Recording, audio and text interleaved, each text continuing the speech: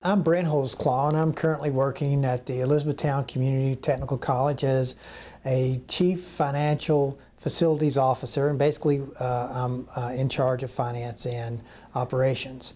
I'm a Hardin County native. I grew up in this area. I attended Hardin County schools, and I have spent the majority of my career thus far, the last 34 years, in public school system as a teacher. And as a coach, as a counselor, an assistant principal, a principal, and a superintendent.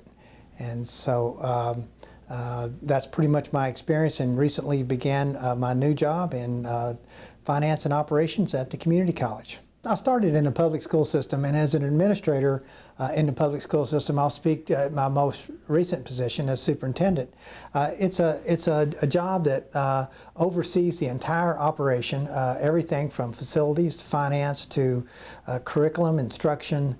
All of those things fall under your watch as a superintendent. So with it, a lot of people kind of look at it as a powerful position in a lot of ways, but really the way to look at it, there's a lot of responsibility that comes with it. There's a lot of things that you have to sort out, fix, make sure that you have things ready to begin a new year, for example.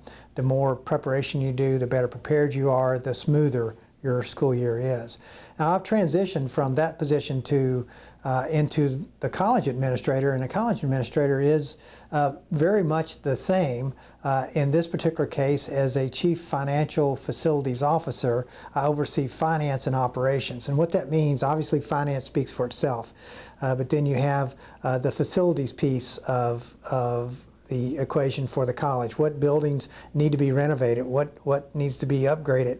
What construction projects do we have? Then we have things such as maintenance, just taking care of basic, keeping the campus running, the HVAC systems running, mowing the grass, and those kind of things fall under maintenance. Then we have security and safety, which are very important in today's world. We do a lot of behind the scene things, a lot of training, a lot of preparing our staff for worst case events. And then the final is the IT piece of it, the technology piece, and informational technology. And that's something that every organization, it is the infrastructure, the backbone of the organization. Everything needs the technology piece. So that's what we do here. It's a very exciting job in that it's never a dull moment. There's a lot of things that are happening in all 5 of those areas a lot of the time I'm here. As you prepare yourself for a position as a school administrator, there are some things to keep in mind. One of the things, particularly at the middle school level, high school level, be sure that you're applying yourself to your classes, getting a basic foundation. Colleges are less and less interested in bringing students into their organization and doing remedial type courses. And what that means is that you kind of need to come in with some very basic classes. There's a lot of dual credit opportunities, and the expectation is a lot different than it was years ago. So apply yourself in your classes, and that will give you a good start. When you get to college, you're going to need a bachelor's degree in a particular area, and that would need to be an education degree in order to be a school administrator. Now, there are some ways to be a school administrator. I won't go into those, but we can talk off camera sometime and I can explain that to you. But generally speaking, you would need a bachelor's degree in education in a particular area. Now, that bachelor's degree is going to be broken down into 2 main areas. One is the general education requirements, and that's what I'm telling you about. Coming to college with those requirements, prepare the prerequisites for the next class level, whether it be math or whatever the subject is. Be prepared to take that college level, not a remedial class, when you can. It's just a longer, tougher road, and so I can't emphasize enough to really stress to you the importance of getting that good basic foundation. Then at some point, about your sophomore year, you'll be working yourself out of the general ed classes and more into your subject area classes. You'll be taking some education classes along the way, basic general education classes, and then in a particular area. If you're going to be a math teacher, for instance, obviously you'll be heavy on math or science or biology, whatever you choose there.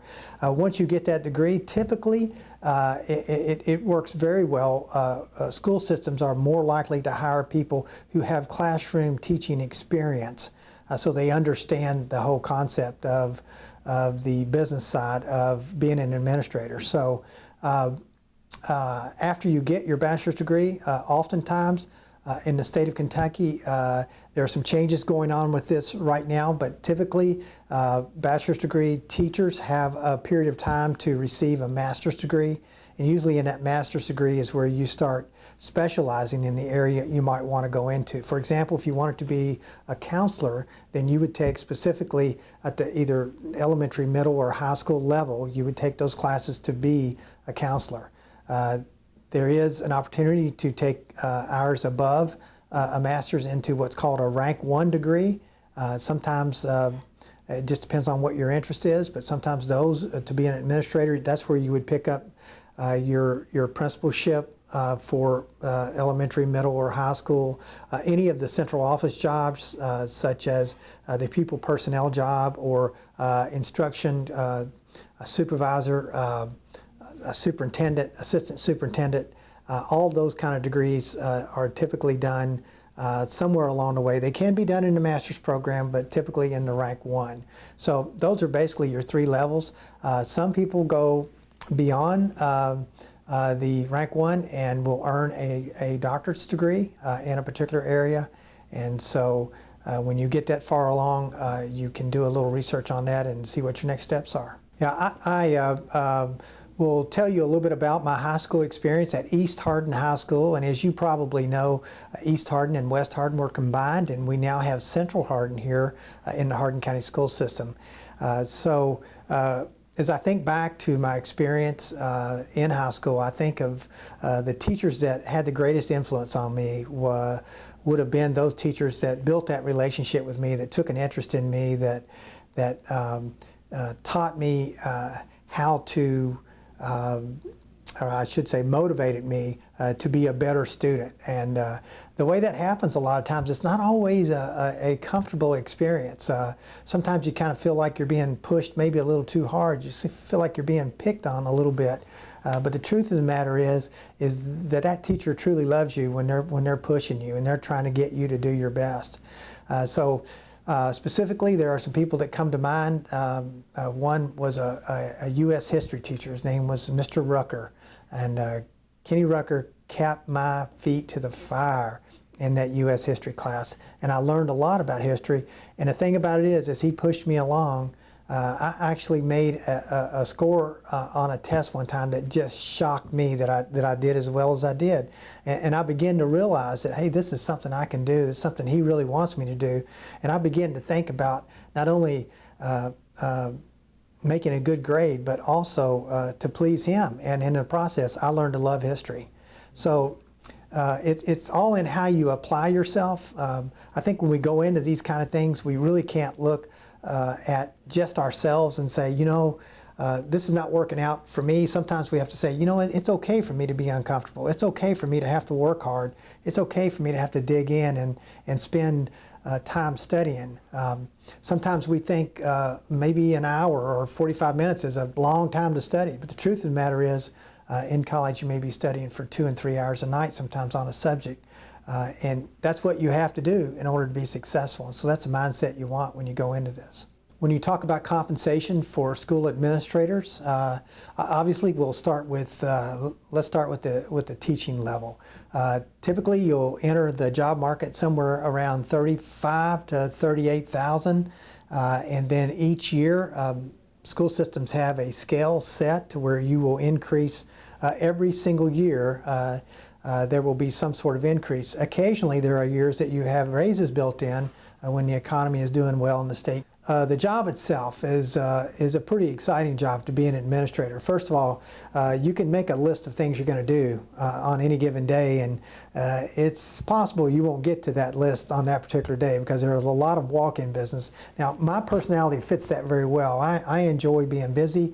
I enjoy being able to do things, and particularly not the same thing day after day after day, and that's something you can almost be guaranteed as a school administrator. So it's very exciting, and from that standpoint. Something else that you might be surprised about, you'll hear a lot of people say to you if you're interested in going to the education field, you'll starve to death. You'll never make it in this business. They just don't pay.